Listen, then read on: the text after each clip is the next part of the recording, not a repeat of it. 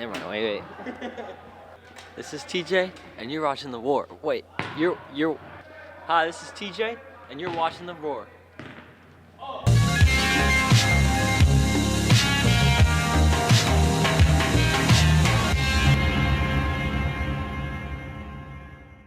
Hey guys, it's me, Philip Sheehan, reporting live from the hallways of LHS. With the end of marching season, we see the beginning of Jazz Band. Here's Joey Barber with a recap of Lansing Jazz at the Baker Jazz Festival and Java Jazz last Friday. Last Friday, Lansing's two jazz bands traveled to Baker for the Baker Jazz Festival for their first competition of the year. Lansing has two jazz bands, the Screaming Lions Jazz Band, which you have to audition for and practices during the day, and the Pride Jazz Band, which is the morning jazz band for the students who couldn't fit Screaming Lions into their schedule. Both bands performed exceptionally at Baker, with the Screaming Lions getting a 1 rating and Pride getting a 2. After a long day of performing, both jazz bands came back and performed at Java Jazz here at the high school. The coffee was hot, the treats were great, but the bands were the real treat at Java Jazz Friday. As we slowly transition out of Dead Week, we start to see the beginning of winter activities. Winter sports are getting started, such as wrestling, swimming, bowling, and my personal favorite, basketball. The Lansing Drama Department is putting on the fall musical Chicago this Thursday through Saturday. Never heard of it? Not a problem. Here's Cam Burns and Joshua Twitchell here to give you a little insight into the show and the way the tech prepares. Chicago is about a woman named Roxy Hart who murders a man who's walking out on her. What a klutz.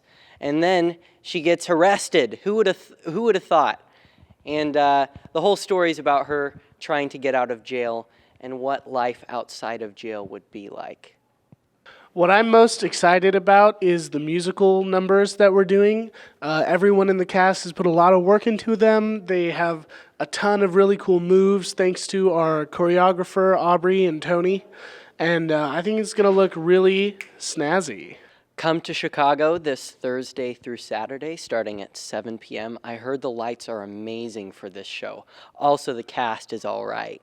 Speaking of big productions, Market Day was this Tuesday and Wednesday. Mr. Meyer's marketing and entrepreneurship classes work together in groups to sell yummy food. Now, if you'll excuse me, I have to go eat this, but here is Drew with a video. It's Drew, and we're talking to people about food. Let's check it out.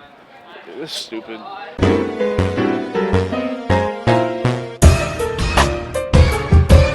My bad. What? What? Are you guys in line for Chick-fil-A? Yeah, I think. I don't really know what we're in line for. What? I don't know what we're in line for. What? I don't know what we're in line for. Here, say it.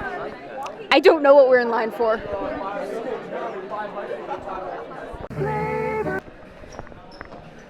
Let's go. It's a birthday boy. Whoa. What?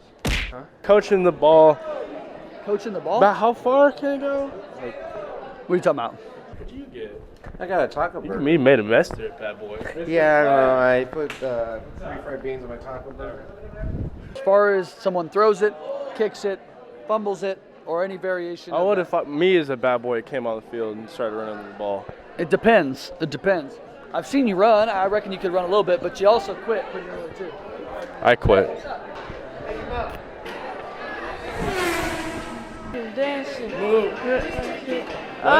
What's your favorite number? 2. You alright? Meyer's class isn't the only one competing. Mr. Allen's physical science class has been racing rat traps. Here we go with them. Do I just stand here like this? What we have here is the 9th annual Mousetrap Car NASCAR Elimination Duel. One of the main topics in physical science has to do with physics, which is some of Newton's first laws.